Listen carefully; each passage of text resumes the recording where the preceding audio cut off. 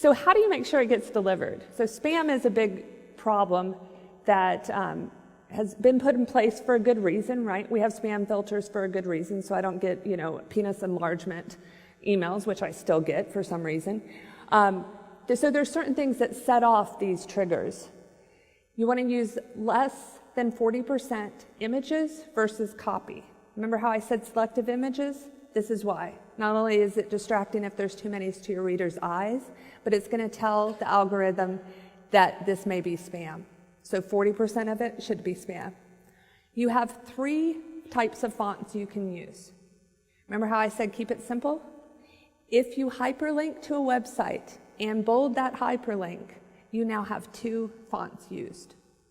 So pretty much you need to use 1 font throughout it. Does that make sense?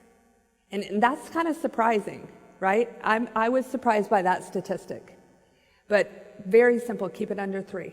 And count your links as 1. And then avoid those trigger words. So when you're Googling subject lines, you're going to find these same things, but the giveaway stuff that you do, don't put it in your subject line. Don't use all caps anywhere in your email.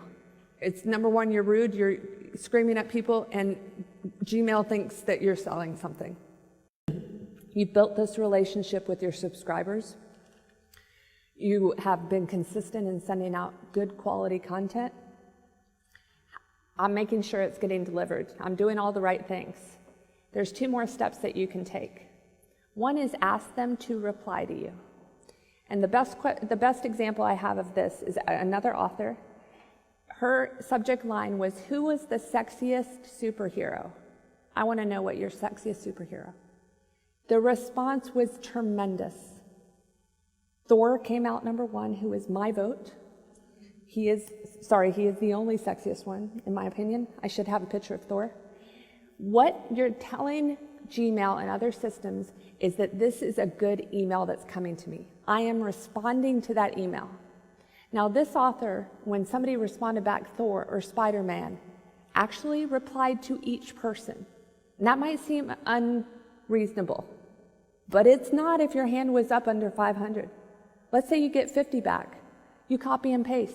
I love Thor. Next one comes, I love Thor. What just happened? The internet believes you have a relationship. And you do. If somebody is responding to you, that is amazing, right? Take the time to respond back to them. Now, do you know what whitelisting is?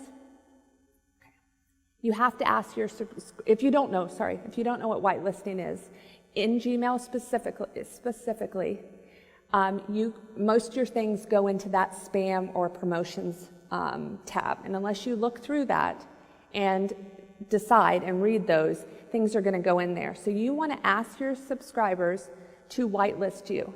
And that says, when you see my email, you need to star it to tell Gmail that it is an appropriate email.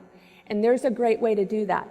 And we'll talk about the fun stuff, the automation in a second, but ask your readers, by the way, can you take this important step? I want to make sure that you're going to receive my emails.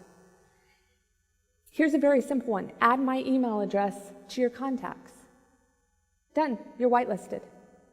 Let's see how another way to do it is. Oh, here we go. This is Aweber. I don't know if you're familiar with them. They are an email provider. When you sign up for their course, look at what they say.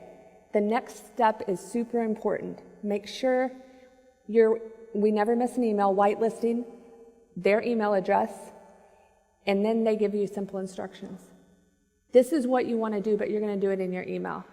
You can also do it on your website. So if you have a subscribe section where you're taking their first name, their email, and that's it, most websites, Squarespace included, give you a feature of what do you want it to say once they do that.